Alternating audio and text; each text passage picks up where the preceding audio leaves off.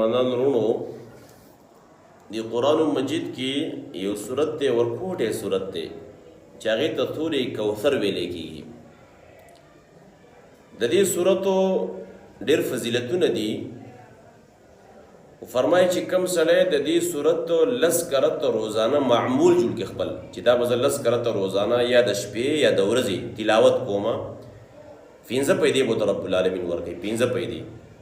چې د هغې فایدې مونږ ته هم ضرورت دی او هر مسلمان ته د هغې ضرورت دی. اولنۍ فایده دا ده د دې صورت د تلاوت د برکت د وجې نه به چې کوم ګناهونو کې دی عادت دی د دې د تلاوت د وجې نه به رب العالمین د دې ګناهونو نه الله واړی او الله پاک او د توبې توفیق چې کوم د رب العالمین وله ورکړي. دا اولنۍ فایده ده.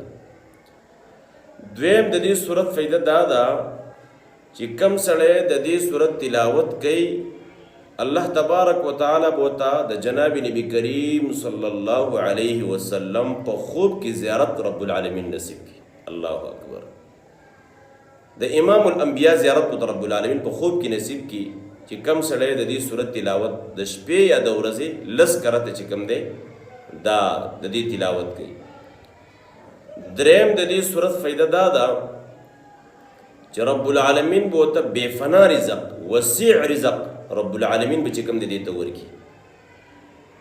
او په کوم کور کې چې د دې تلاوت کېږي الله رب العالمین به ورته د رزق دروازې چې کوم دی الله کولاوي کړي.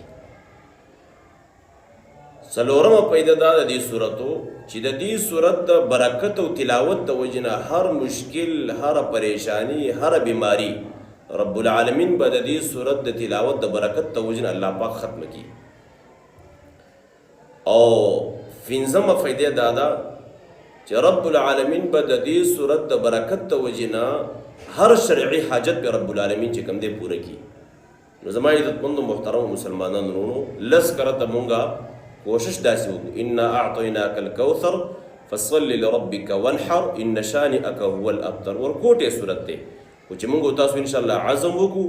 او دا صورت په خپل کور کې بچو ته مو وښایو په خپله باندې د ورځې یا د شپې لس کرته خپل معمول جوړ کړو انشاءالله دا کومې پنځه پیدې چې ما بیان کړې دا پیدې به رب العالمین موږ تاسو ته راکړي. الله جل شانه دې عمل کړو توفیق را نصیب کړي.